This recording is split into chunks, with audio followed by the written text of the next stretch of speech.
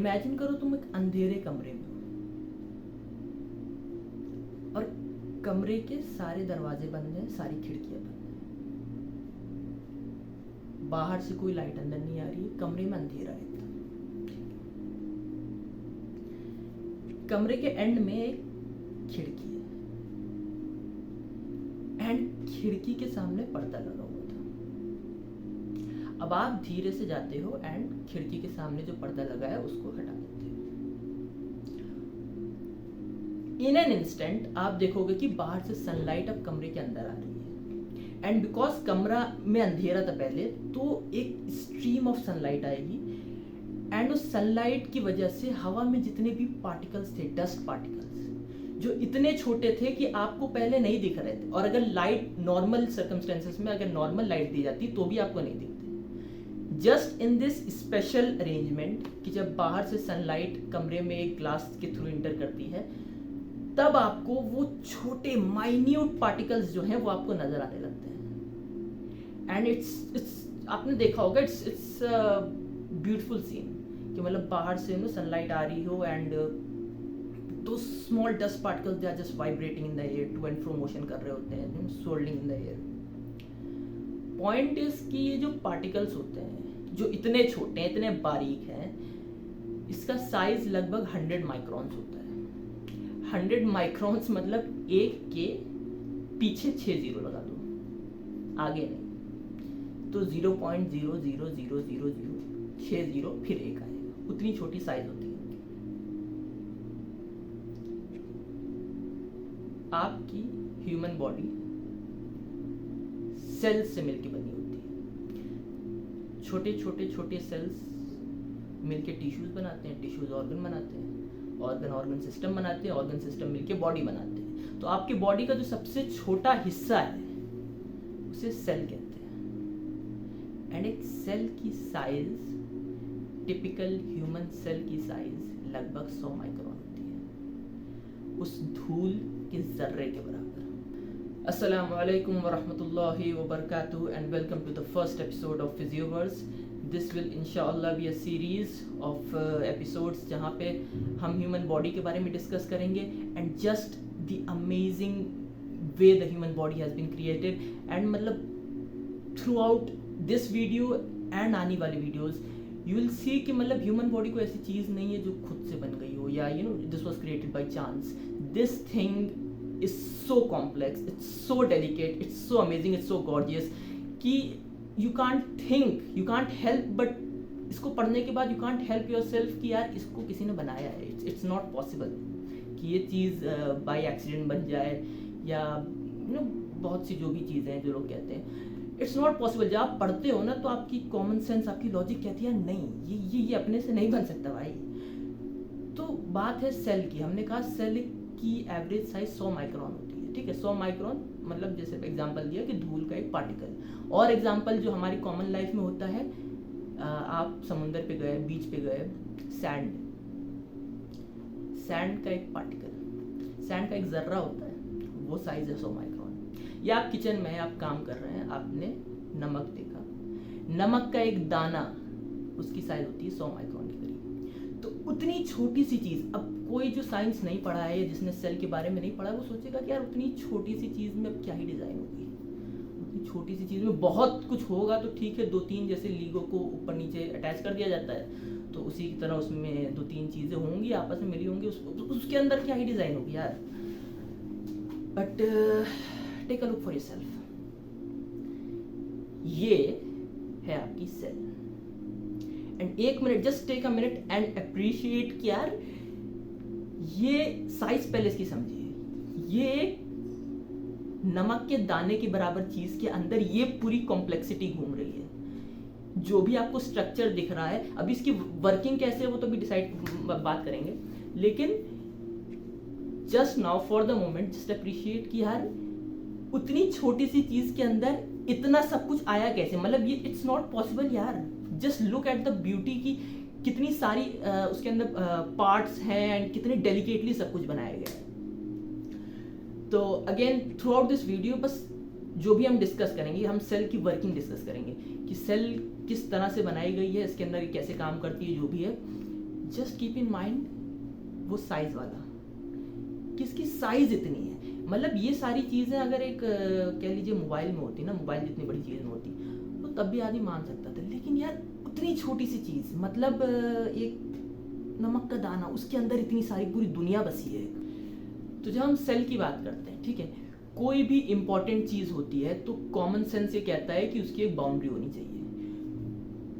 तो सेल की भी जो है इस तरह से बनाई गई है कि उसकी एक बाउंड्री है जिसे हम सेल मेम्ब्रेन कहते हैं। एंड सेल मेम्ब्रेन का मेन फंक्शन है, उसका जो प्राइमरी फंक्शन है कि सेल को, सेल के अंदर जो दुनिया बसी है ना, उसको बाहर के एनवायरनमेंट से बचाना है। क्योंकि सेल के अंदर एक लिटरली दुनिया बसी इन द सेंस कि उसका सारे पैरामीटर्स जो हैं वो एक फिक्स्ड रेंज में होने चाहिए।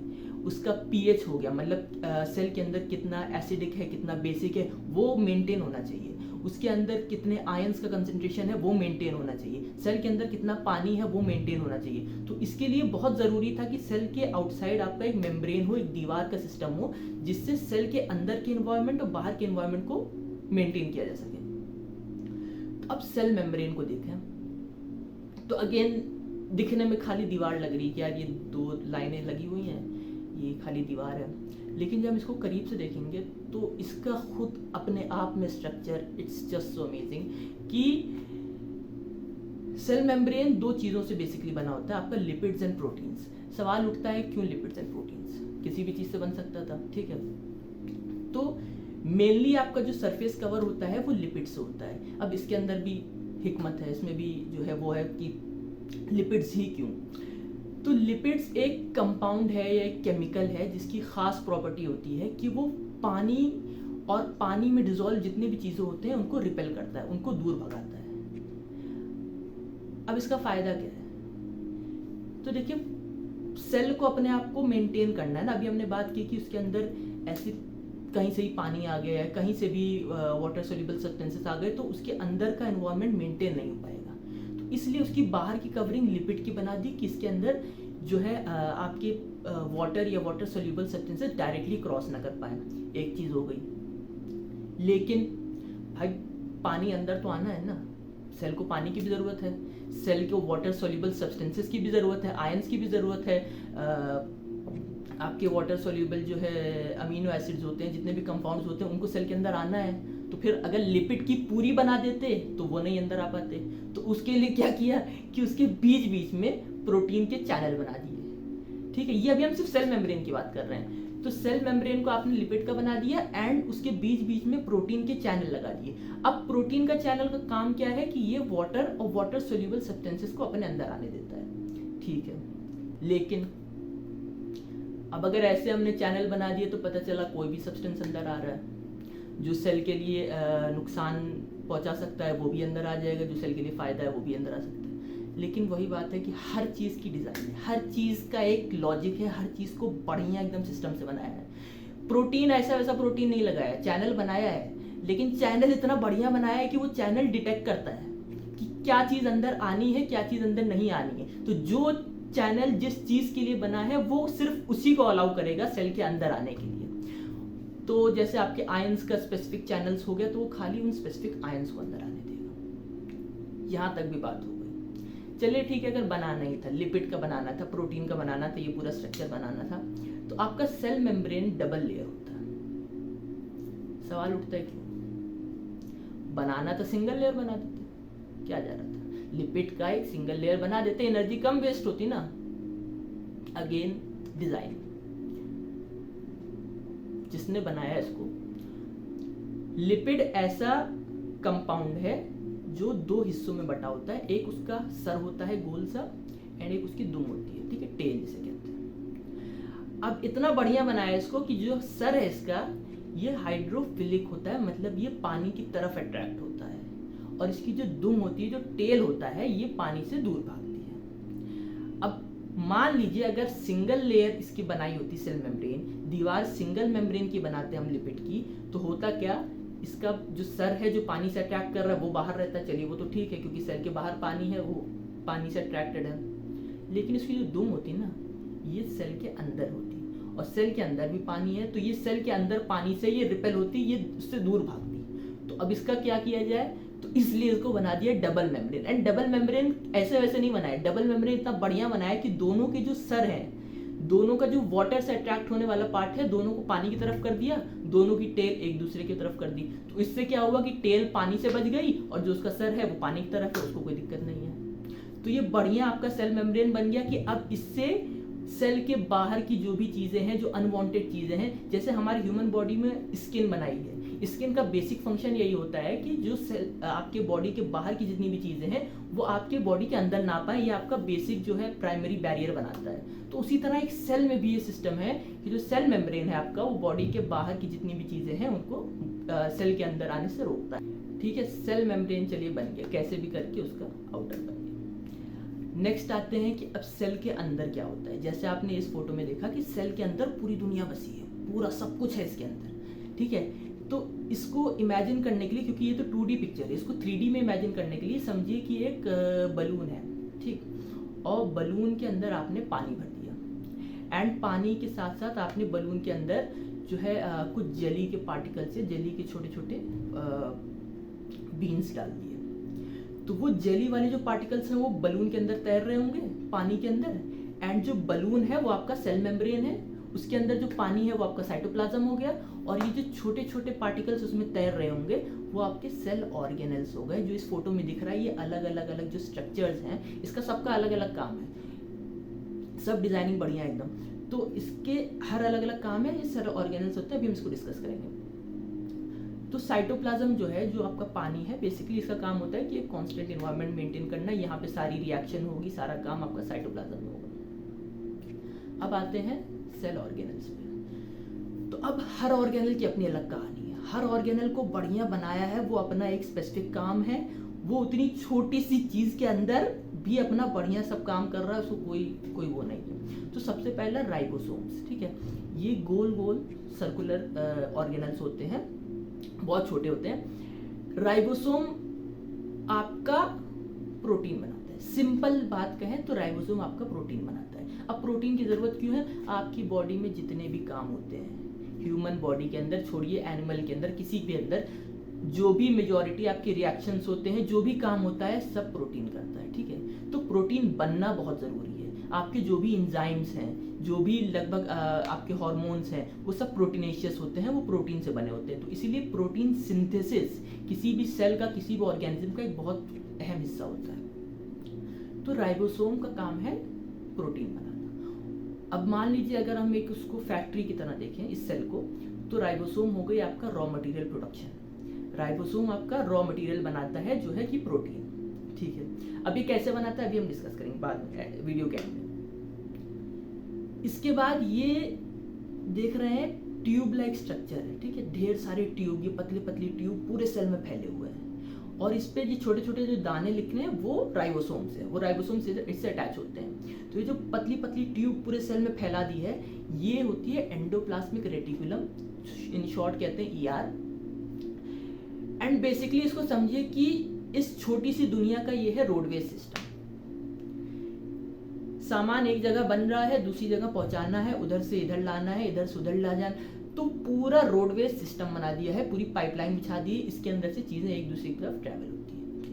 And as I said in the starting of the video कि जस्ट साइज याद रखिए कि कितनी छोटी सी चीज के अंदर हो रहा है। ये कोई एक कमरे के अंदर नहीं हो रहा है, ये एक नमक के दाने के अंदर ये दुनिया में जो भी है। ठीक है, तो अब ER का काम हो गया कि इधर से उधर चीजें पहुंचाना, जो भी सेल के अंदर चीज बन रही है, जो भी सेल को इधर से उधर पहुंचाना है, सब ER का काम है। ये बढ़िया एकदम जो है ट्यूब लाइक स्ट्रक्चर बना दिया, ये इधर से उधर सब काम करेगा। ठीक है, अब ये राइबोसोम से क्यों अटैच है? लगभग जब भी देखेंगे मेजॉरिटी ऑफ द टाइम ये जो ER होता है ये राइबोसोम से अटैच होता है, इसको रफ ER कहते हैं। तो इसमें भी मतलब बहुत लॉजिक है कि यार जब राइबोसोम हमारा रॉ मटेरियल प्रोडक्शन यूनिट है, तो उससे जब प्रोटीन बनेगा तो फिर ऐसे सेल में बिखरा रहेगा ना, तो इसलिए इसको इससे अटैच कर दिया कि जैसे ही प्रोटीन बने वो बढ़िया रोडवेज सिस्टम में आ जाए, उसको जहां पहुंचना है उसको पहुंचा देगा वो। ठीक है, अब आते हैं अगले सेल ऑर्गेनल पे, गोल्जी अपैरेटस, जिसे गोल्जी बॉडीज भी कहते हैं। ये देख रहे होंगे आप एकदम टेढ़े मेढ़े, एक के ऊपर एक स्टैक्स में ये अरेंज होता है ऑर्गेनल। एंड इसका बेसिक काम है मॉडिफिकेशन, पैकेजिंग, जो भी चेंजेस करने हैं वो सारा काम आपका गोल्जी अपैरेटस का होता है। नाउ गोल्जी अपैरेटस लगभग ज्यादातर सेल्स में हमेशा ईआर से करीब में रहता है, कि जहाँ ईआर जो है उसको आराम तक उसको पहुंचने में कोई दिक्कत ना हो। और उसकी भी वजह, उसकी लॉजिक ये है कि जब राइबोसोम आपका प्रोटीन बना रहा है, प्रोटीन आपका रॉ मटेरियल है सेल का, तो उसको रोडवेज के थ्रू आपने पहुंचा दिया गोल्जी अपैरेटस। तो इसीलिए Golgi apparatus most of the time it is found in association with ER.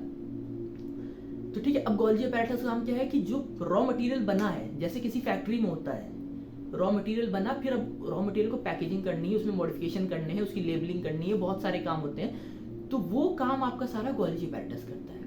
अच्छा बात है कि ठीक है करता है, गोल्जी अपैरेटस करता होगा, तो इतना टेढ़ा मेढ़ा बनाने की क्या जरूरत थी, सीधा सीधा बना देते, मतलब गोल सा, जैसे राइबोसोम बेचारा गोल सा, इसको भी गोल सा बना देते। इसमें भी लॉजिक है, कोई चीज बिना लॉजिक की नहीं भाई, सब लॉजिक है, सब सब सब बढ़िया बनाएगा, कोई अपने से कुछ नहीं होता इस दुनिया में। तो गोल्जी अपैरेटस एक के ऊपर एक के ऊपर एक के ऊपर एक ये स्टैक बनाया है। इसको समझने के लिए समझिए जैसे आप एक फैक्ट्री में हैं, फैक्ट्री में जब प्रोडक्शन होता है ना, तो मशीनें जो होती हैं वो एक लाइन से लगी होती हैं। ऐसा नहीं होता कि पहले लेबलिंग हो गई, बाद में फिलिंग हो रही है, फिर बाद में पैकेजिंग हो रही है। वो एक लाइन से बनाते हैं कि रॉ मटेरियल इधर से आया एंड एक तरफ से वो मशीनों के थ्रू होता जाता है, उसकी फिलिंग होती है, फिर उसको पैकेजिंग करते हैं, फिर लेबलिंग करते हैं, फिर बॉक्सिंग करते हैं, तो एक लाइन से जाता है। तो यही काम आपका गोल्जी अपैरेटस में है कि उसको स्टैक वाइज रखा है, कि हर स्टैक में उसकी हर जो ऐसे ये जो ट्यूब है, उसकी हर ट्यूब में अलग अलग एंजाइम रखी हुई है, अलग अलग एंजाइम कॉन्सेंट्रेटेड है। ठीक, किसने किया है? जिसने बनाया उसने किया है, सीधा जवाब इसका ये है। सीधा जवाब ये है कि जिसने बनाया है उसने इसको बढ़िया, हर उसके स्टैक में कॉन्सेंट्रेटेड एंजाइम्स प्रेजेंट है। तो होता क्या है कि जब आपका प्रोटीन जो रॉ मटेरियल है, ये एक तरफ से एंटर करेगा गोल्जी अपैरेटस में और दूसरी तरफ से बाहर चला जाएगा। एक तरफ से एंटर करेगा, जितने भी एंजाइम्स सीक्वेंशियली प्लेस्ड हैं गोल्जी अपैरेटस में, वो एक के बाद एक के बाद एक अपना जो भी काम है, जो भी मॉडिफिकेशन करना है, जो भी उसकी पैकेजिंग करनी है, वो एक के बाद एक के बाद एक के बाद एक करती जाएंगी एंड एट द एंड जैसे ही गोल्जी अपैरेटस खत्म होगा वहां से निकल जाएगा। नेक्स्ट चलिए ठीक है, आपका रॉ मटेरियल बन गया, उसको ट्रांसपोर्ट करवा दिया, ठीक है, उसकी पैकेजिंग भी करा दी, उसका मॉडिफिकेशन भी करा दिया, सारा काम हो गया। ठीक, अब आते हैं नेक्स्ट सेल ऑर्गेनल पे, जिसे कहते हैं लाइसोसोम्स। ये मेरा पर्सनल फेवरेट, क्योंकि ये बहुत सारे काम करता है एंड इसका काम मतलब बहुत ही धुआंधार है, एकदम तोड़ फोड़ मचाना इसका काम होता है जो लाइसोसोम होता है। तो ये भी बेसिकली राइबोसोम की तरह गोल गोल सर्कुलर ऑर्गेनल्स होते हैं। इसकी खास बात यह है कि इसके अंदर एंजाइम्स भरी हैं, ढेर सारी एंजाइम्स, ठीक है, more than 50 different types of enzymes found होती हैं किसके अंदर, लाइसोसोम्स के अंदर, ठीक है। अब एंजाइम क्या है, प्रोटीन है, बनी कहाँ पे, राइबोसोम, राइबोसोम ने बनाया, ईआर के थ्रू ट्रांसपोर्ट हुई गोल्जी अपैरेटस में, पूरा इसका सिंथेसिस, अरे मॉडिफिकेशन और सिंथेसिस जो भी उसके अंदर करना था, चेंजेस करना था, और गोल्जी अपैरेटस से बाहर बन के आ गया। तो इसका प्रोडक्शन जो है ये इस सिस्टम से होता है, ठीक है। गोल्जी अपैरेटस ने इसको बना दिया और इसके अंदर मोर देन 50 एंजाइम्स प्रेजेंट है। अब ये एंजाइम्स इतनी मतलब कह लीजिए पावरफुल होती हैं कि जितनी भी आपके बायोलॉजिकल पॉलीमर्स हैं, कार्बोहाइड्रेट हो गए, प्रोटीन हो गया, न्यूक्लिक एसिड हो गया, फैट हो गया, ये सबको डाइजेस्ट कर देता है। सेल के अंदर क्या काम है इसका, कि अब सेल ने बाहर से कोई भी चीज खा ली, और सेल खाता भी है, ठीक है, वो उतनी छोटी चीज खाती भी है, एंडोसाइटोसिस, वो बाद में डिस्कस करेंगे। लेकिन मान लीजिए सेल ने कुछ खा लिया, या सेल के अंदर बाहर से कोई पार्टिकल आ गया, तो अब सेल के अंदर रहेगा तो वो सेल को भी डिस्ट्रॉय कर सकता है, सेल को नुकसान पहुंचा सकता है, या अगर खाना है तो फिर उसके अंदर से एनर्जी निकालनी पड़ेगी। तो ये सारा काम आपका लाइसोसोम करता है कि बड़े पार्टिकल्स को डाइजेस्ट करके छोटे पार्टिकल में, अगर बैक्टीरिया मान लीजिए आ गया तो उसको डिस्ट्रॉय करना काम इसी का है, अगर कार्बोहाइड्रेट या प्रोटीन आ गया तो उसको डाइजेस्ट करना, उसको स्मॉलर पार्टिकल्स में तोड़ना, ये सब काम लाइसोसोम का होता है। अच्छा, सोचने वाली बात यह है कि चलिए ठीक है, मान लिया लाइसोसोम इतने हैं, उसके अंदर इतने खतरनाक एंजाइम्स होते हैं, इतना पावरफुल होता है, ये होता है, वो होता है। तो बात यह है कि ये एंजाइम लाइसोसोम में आया कैसे, एंड अगर आया तो जहां से आया उन चीजों को तो डिस्ट्रॉय कर सकता था ना ये। तो मतलब हमने कहा कि इसके अंदर जो एंजाइम है वो राइबोसोम में बना, ईआर से ट्रांसपोर्ट हुआ, गोल्जी अपैरेटस में मॉडिफाई हुआ, तो एंजाइम तो तब भी खतरनाक थे, इसको राइबोसोम को भी डिस्ट्रॉय कर देना चाहिए था, ईआर को भी डिस्ट्रॉय कर देना चाहिए था, गोल्गी एपेटाइटिस को भी डिस्ट्रॉय कर देना चाहिए था। लेकिन again as with everything system बढ़िया बना है। राइबोसोम जब ईआर में बना के ये प्रोटीन जब रिलीज करता है तो ये प्रोटीन इनएक्टिव होती है। क्यों इनएक्टिव होती है? क्योंकि आपका जो साइटोप्लाज्म है, जो हमने कहा शुरू में कि जो पानी था बेसिकली, उसका पीएच न्यूट्रल होता है 7.2 के करीब। न्यूट्रल पीएच मतलब पानी के हिसाब से, ना एसिडिक ना बेसिक। ये प्रोटीन इतनी लॉजिक के हिसाब से बनाई गई है कि ये प्रोटीन एसिडिक मीडियम में ही एक्टिवेट होगी, क्योंकि जिसने इसको बनाया उसको पता था कि ये बननी है राइबोसोम में, जाएगी ईआर के थ्रू, फिर गोल्गी एपेटाइटिस के थ्रू। अगर ये बीच में एक्टिव हो गई तो ये सबको डाइजेस्ट करते हुए पूरा सेल ही खत्म करा देगी। तो इसलिए इसको इनएक्टिव बना दिया कि ये न्यूट्रल मीडियम में इनएक्टिव रहेगी। तो बढ़िया राइबोसोम में बनी, ईआर में आई, गोल्गी एपेटाइटिस में गई, अभी तक ये एंजाइम इनएक्टिव है। वहां से बन के जब ये लाइसोसोम में आती है, लाइसोसोम में होता है एसिडिक मीडियम, यहां जाके ये आपका एक्टिवेट हो जाती है, फिर यहाँ काम करना शुरू कर देती है। एक और सवाल आता है कि जब पूरा साइटोप्लाज्म न्यूट्रल है तो लाइसोसोम एसिडिक कैसे हो गया? इसको एसिडिक कौन कर रहा है फिर? इसका भी आंसर, आपके लाइसोसोम में उतनी छोटी सी सेल के अंदर, उतने छोटे से ऑर्गेनेल के अंदर उसकी दीवार, पहले तो उसकी दीवार एक स्पेशल तरह से बनाई गई, उसका जो मेम्ब्रेन है वो एक स्पेशल तरह से बनाया गया है। एंड उतना ही नहीं, उसके मेम्ब्रेन में आपके, जैसे हमने प्रोटीन चैनल्स पढ़े थे सेल मेम्ब्रेन में, वैसे ही आपके लाइसोसोम के मेम्ब्रेन में H+ चैनल्स होते हैं, H+ पंप होता है। उस पंप का काम है कि बाहर से H+ जो है प्रोटॉन है उसको लाइसोसोम के अंदर पंप करता है, एंड उस पंप की वजह से लाइसोसोम के अंदर का जो एनवायरनमेंट है वो एसिडिक हो जाता है। ये एसिडिक एनवायरनमेंट की वजह से आपके जो एंजाइम्स हैं वो एक्टिवेट हो जाते हैं, एंजाइम्स अपना बढ़िया काम करते हैं। एक सवाल और आता है कि मान लीजिए ठीक है सब हो गया, इन केस एंजाइम लीक कर गई तब, तो इसके लिए भी पहली बात कि जो लाइसोसोम, हमने भी कहा कि लाइसोसोम का जो मेम्ब्रेन है वो एक स्पेशल मेम्ब्रेन है। क्यों स्पेशल मेम्ब्रेन है? क्योंकि एक तो वो जो उसके अंदर एंजाइम्स हैं, जो खतरनाक एंजाइम्स हैं, वो अपने से बाहर नहीं आने देता, ठीक है, वो कोई लीकेज नहीं होने देता। लेकिन अगर वो इस तरह का बना दिया जाता कि यार कोई चीज उससे बाहर नहीं आ सकती, तो बात है कि जो सेल के अंदर जो आई हुई चीजें हैं, जो कार्बोहाइड्रेट है जिसको इस लाइसोसोम ने डाइजेस्ट किया, जो ग्लूकोज बनाया या जो प्रोटीन को तोड़ के अमीनो एसिड बनाया, वो तो सेल के काम के है ना। तो उसको सेल कैसे यूज करेगा जब वो लाइसोसोम के अंदर रह जाएगा? तो इसलिए उस मेम्ब्रेन को ऐसा बना दिया कि उसके अंदर से जो खतरनाक एंजाइम है वो बाहर नहीं जा सकती, लेकिन जो ये चीजें तोड़ रहा है, जो सिंपलर सब्सटेंसेस बन रहे हैं, ये क्रॉस कर सकते हैं। एंड मान लीजिए कल को इसके अंदर प्रॉब्लम आ गई, थोड़ा बहुत अगर लीकेज हो गया ना, तो भी सेल को कोई फर्क नहीं पड़ेगा। क्यों? क्योंकि वापस याद रखिए कि इसका साइटोप्लाज्म कैसे बनाया है, न्यूट्रल बनाया है। तो अगर इसके अंदर से थोड़ी एंजाइम लीक भी कर जाएगी ना, तो बाहर जाते ही दोबारा इनएक्टिव हो जाएगी। पूरा सेफ्टी सिस्टम भी है, सब कुछ हो रहा है इसके अंदर। तो लाइसोसोम के इतने सारे फंक्शंस हैं, एंड हमने कहा लाइसोसोम के अंदर 50+ एंजाइम प्रेजेंट होती है। इसमें से एक एंजाइम भी एब्सेंट हो जाए ना, खाली एक एंजाइम, आपको जेनेटिक बीमारी हो जाती है, जिसे हम लाइसोसोमल स्टोरेज डिजीज कहते हैं। For example gosh disease.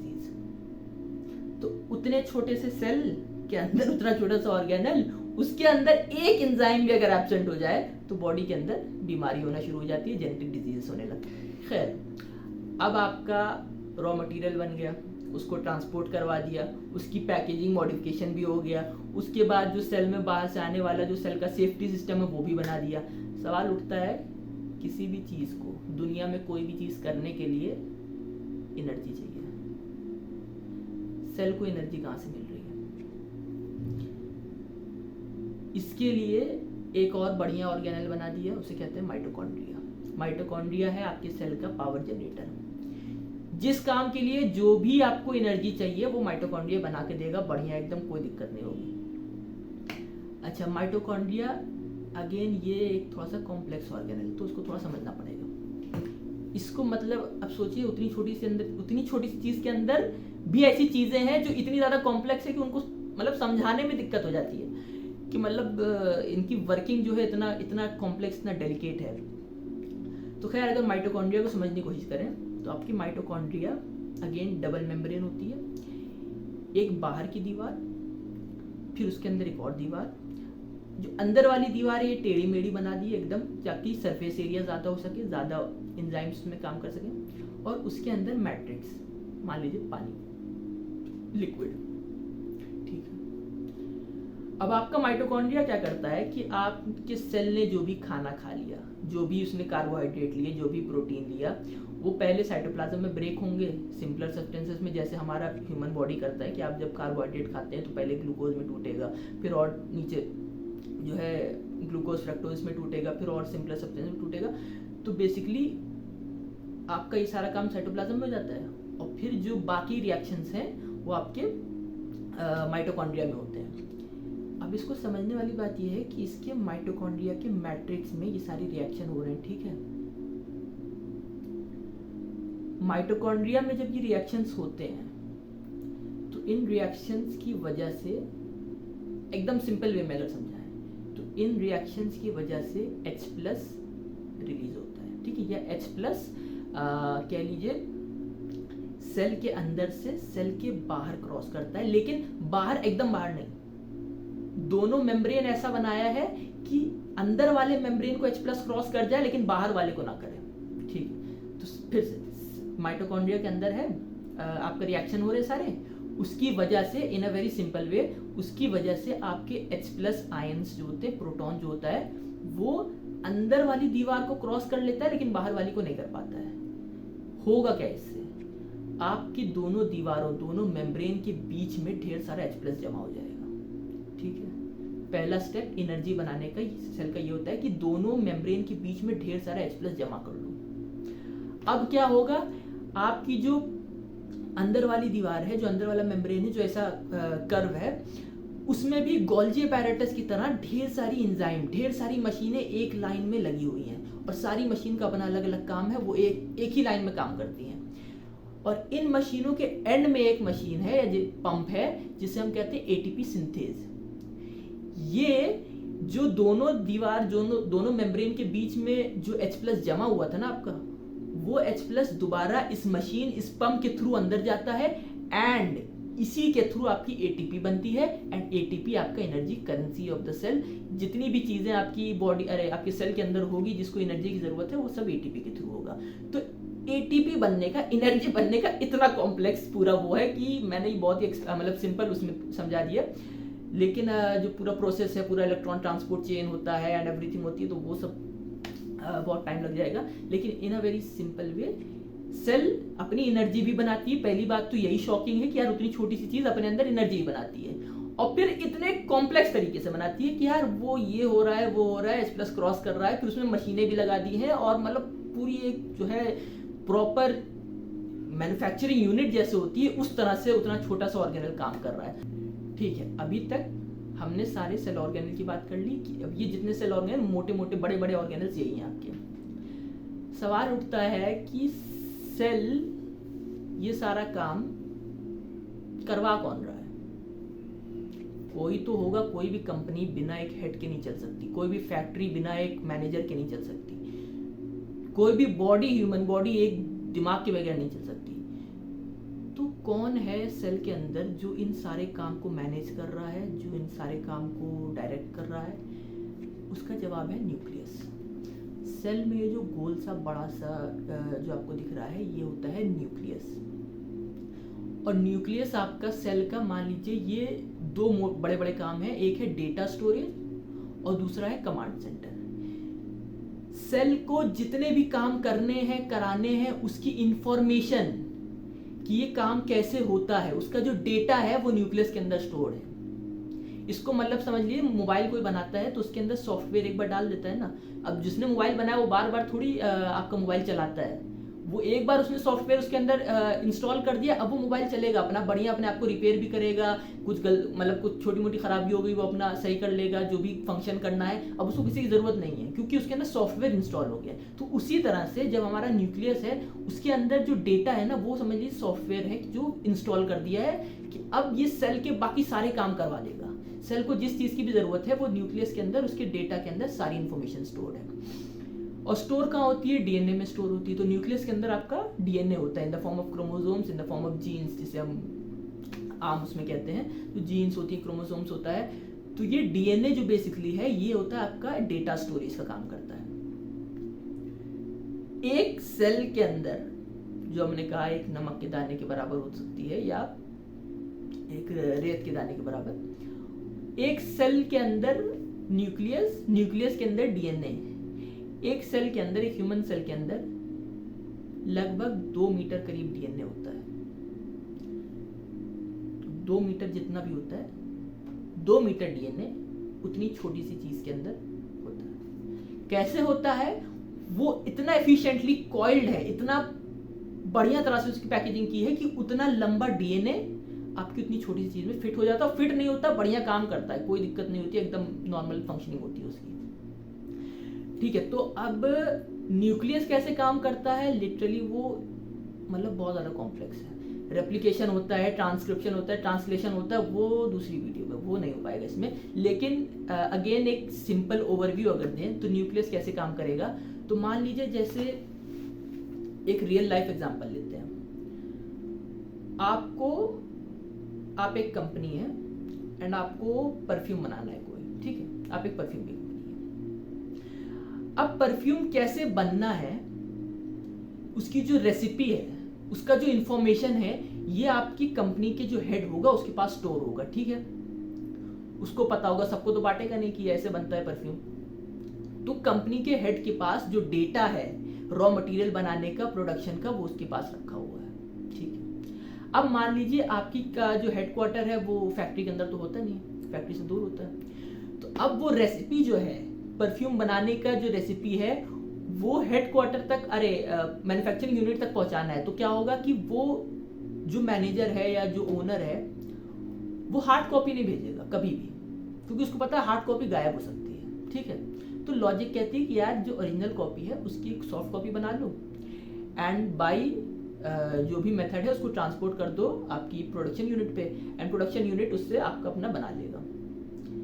यही पूरा सिस्टम आपका न्यूक्लियस करता है। मोटी मोटी बात कहे तो आपके जो डीएनए में जो इंफॉर्मेशन स्टोर है, ठीक है, मान लीजिए अब आपके न्यूक्लियस को कोई प्रोटीन बनानी है या इंसुलिन बनाए, इंसुलिन एक प्रोटीन होती है, मान लीजिए उसको इंसुलिन बनाना है।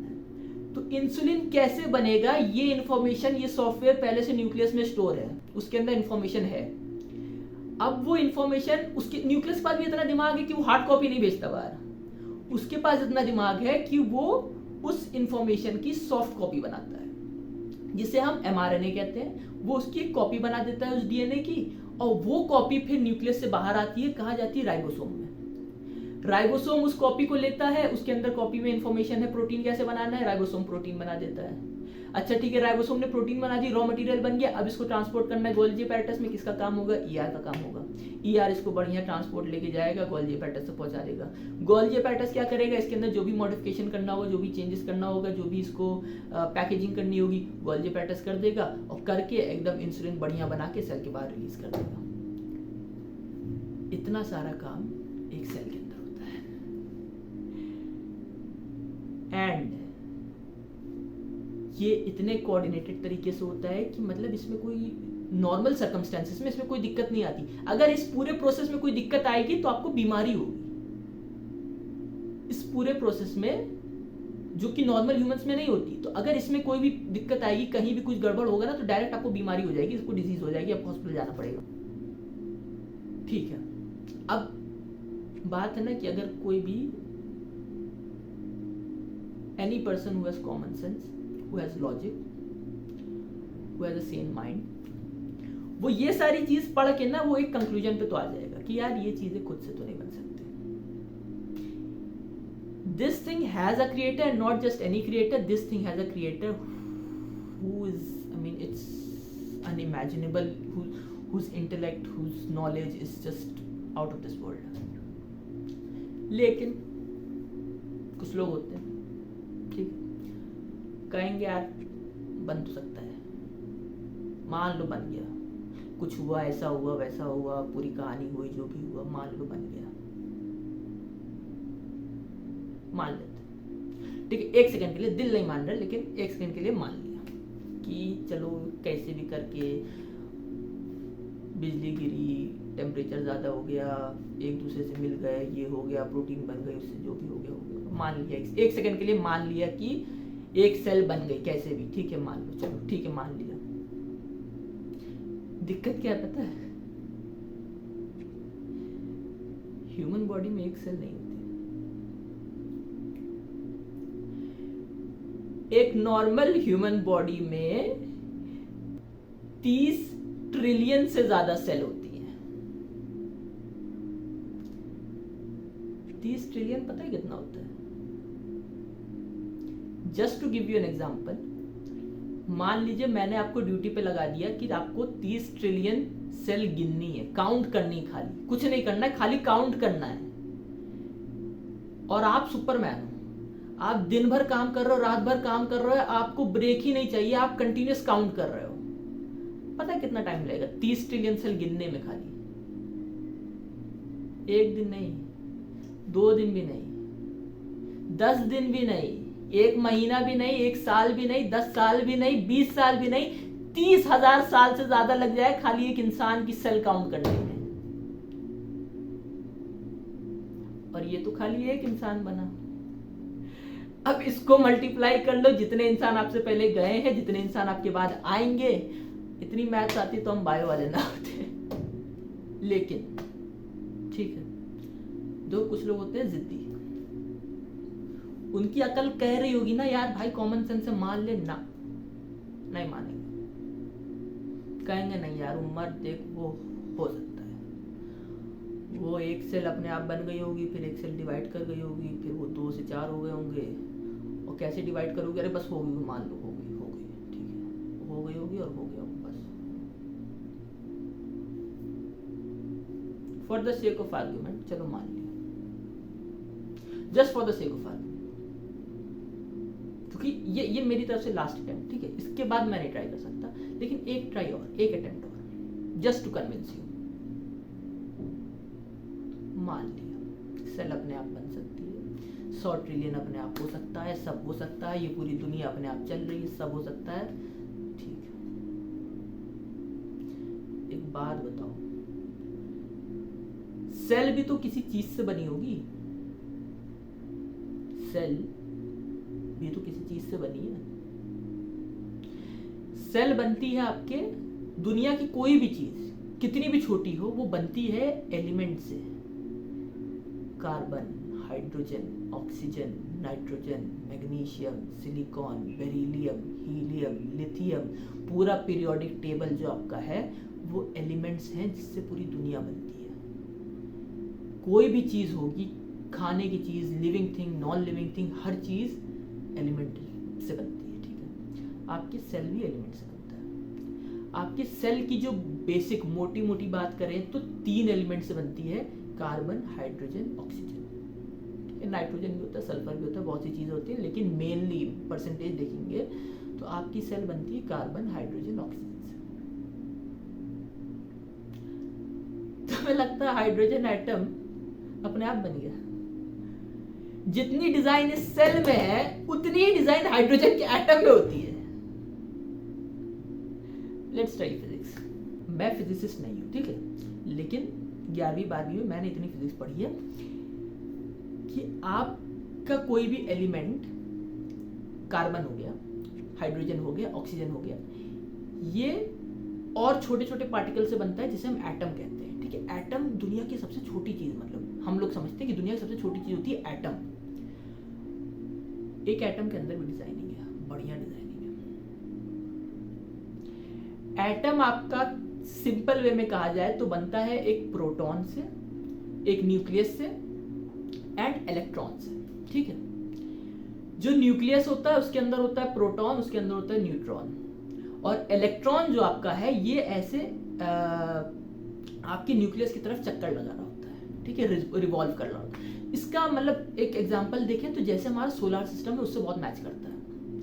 जैसे सन हमारा सेंटर में है और अर्थ उसके इर्द गिर्द चक्कर लगा रहा है, लगभग उसी तरह नए नए मॉडल उसके आ गए हैं, लेकिन for the sake of understanding एक सन जैसे है उसी तरह आपका न्यूक्लियस है और उसके चारों तरफ इलेक्ट्रॉन चक्कर लगा रहा है, ठीक है। Exactly in the same way जैसे हमारा अर्थ का एक फिक्स्ड मास है, हमारे अर्थ का एक वजन है,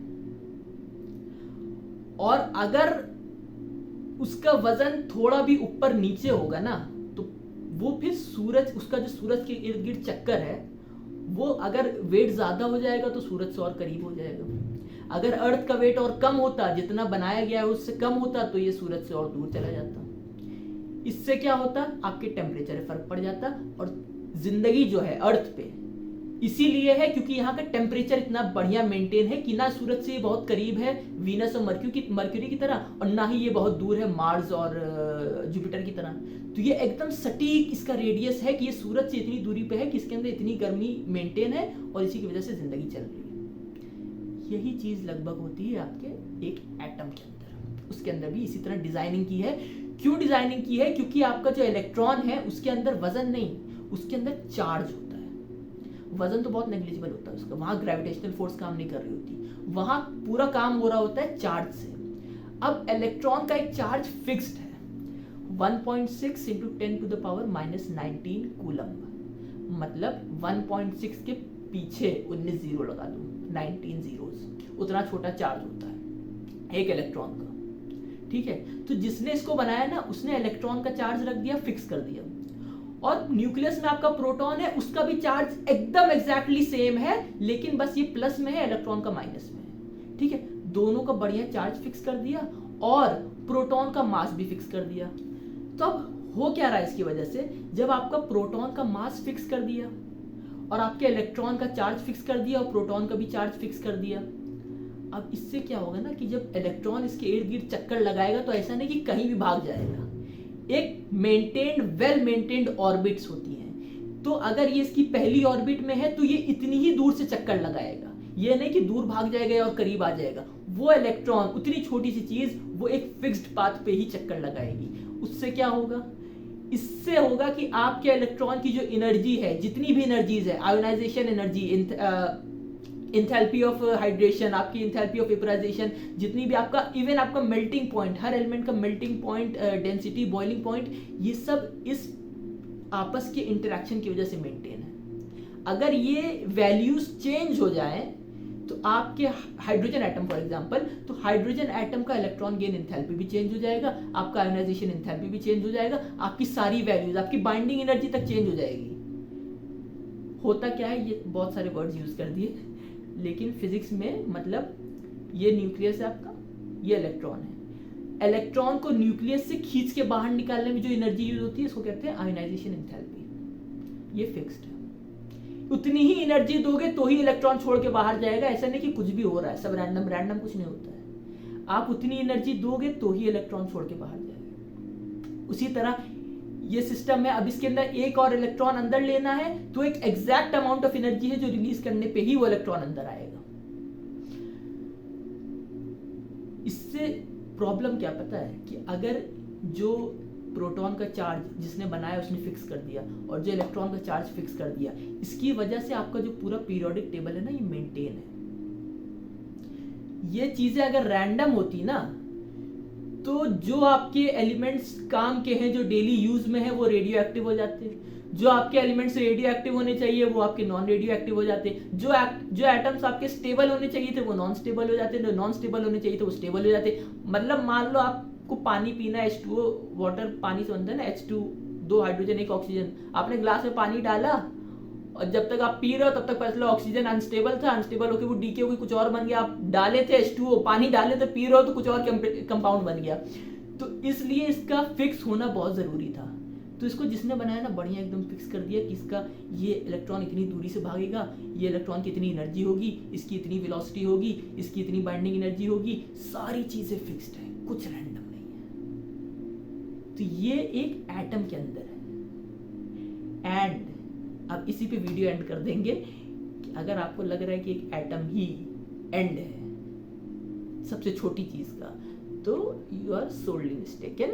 एक एटम भी लगभग 120 सब एटॉमिक पार्टिकल से मिलकर बनता है। एक एटम के अंदर भी लेप्टॉन्स होते हैं, क्वार्क्स होते हैं, न्यूट्रिनोज होते हैं, एंटी न्यूट्रिनोज होते हैं, पॉजिट्रॉन्स होते हैं। उसके अंदर पूरी एक दुनिया खुद अपनी है। खैर, आई थिंक इस वीडियो के लिए इतना काफी है। एंड फिजियो वर्ड्स में इसी तरह I try to keep uploading videos जहां हम ह्यूमन बॉडी को डिस्कवर करेंगे कि मतलब इसको यार इसको पढ़ने में इतना मज़ा आता है कि जिसने बनाया है कितनी लॉजिक से कितना डेलिकेट इसको बनाया है कि मतलब कोई भी चीज़ बिना मतलब की नहीं हो रही, हर चीज़ का अपना एक बढ़िया मकसद है। तो thank you for watching and अस्सलाम वालेकुम वरहमतुल्लाहि वबरकातुहू।